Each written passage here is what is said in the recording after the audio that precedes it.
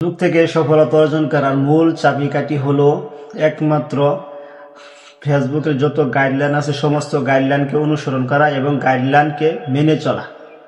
আপনি যদি ফেসবুকের গাইডলাইনকে মানতে পারেন, সেই গাইডলাইন অনুযায়ী চলতে পারেন, তাহলে আপনার সফলতা নিশ্চিত, কেউ ঠেকাতে পারবে না।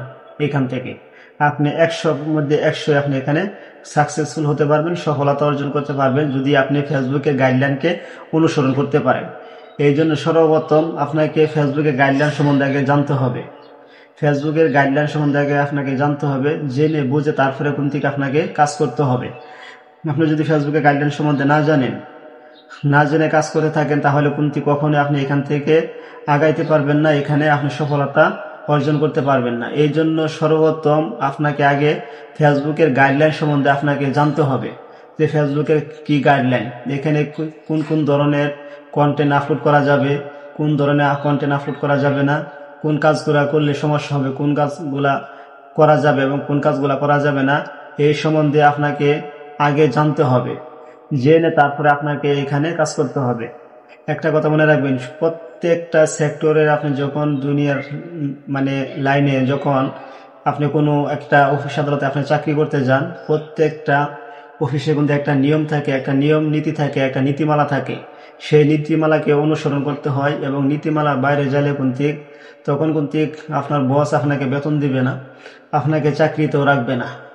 ঠিক তদ্রূপভাবে ফেসবুকের একটা নিয়ম নীতি আছে, একটি গাইডলাইন আছে, ওই গাইডলাইনটাকে আপনাকে অনুসরণ করতে হবে এবং ওই গাইডলাইন সম্বন্ধে আপনাকে আগে ভালোভাবে বুঝতে হবে, জানতে হবে। এখন বিষয় হলো আপনি এই গাইডলাইন সম্বন্ধে কিভাবে জানবেন বা কিভাবে বুঝবেন।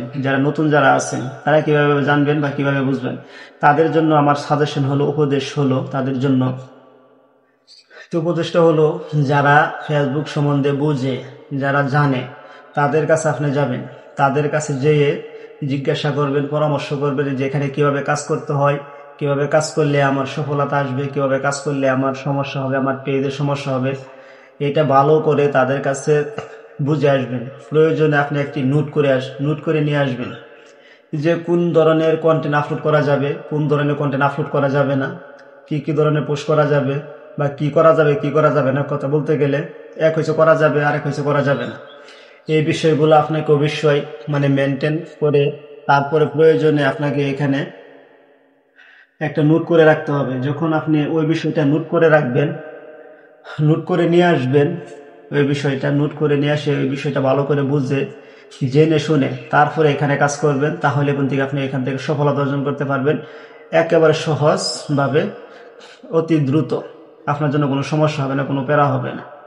কিন্তু আপনি যদি ফেসবুক সম্বন্ধে আপনি না জানেন, ফেসবুকের গাইডলাইন সম্বন্ধে আপনি যদি না জানেন, তাহলে আপনি যতবারই কাজ করবেন ততবার কোনো না কোনো ভুল হয়ে যাবে আপনার অজান্তে। আপনি যে ভুলটা করতে যাবেন না, কিন্তু তারপরে দেখা যাবে ওই ভুলটাই হয়ে গেছে। এই জন্যই যারা বুঝে তাদের কাছে আগে আপনি পরামর্শ করবেন।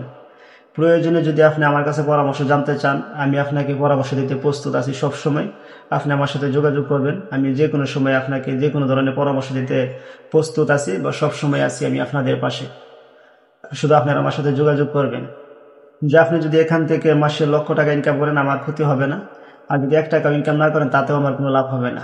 সুতরাং আমি আপনাদেরকে সঠিক পরামর্শ দিব, যে এটা বড় বড় কোনো কন্টেন্ট ক্রিয়েটার আপনাদেরকে দিবে না, সেই পরামর্শটা আমি আপনাদেরকে দিব। আশা করছি বিষয়টা বুঝতে পারছেন। যদি ভিডিওটা ভালো লাগে অবশ্যই একটি লাইক করবেন, কমেন্ট করবেন এবং বন্ধুদের মধ্যে ভিডিওটা অবশ্যই শেয়ার করে দিবেন। দেখা হবে পরবর্তী ভিডিওতে। সে পর্যন্ত সকলে ভালো থাকবেন।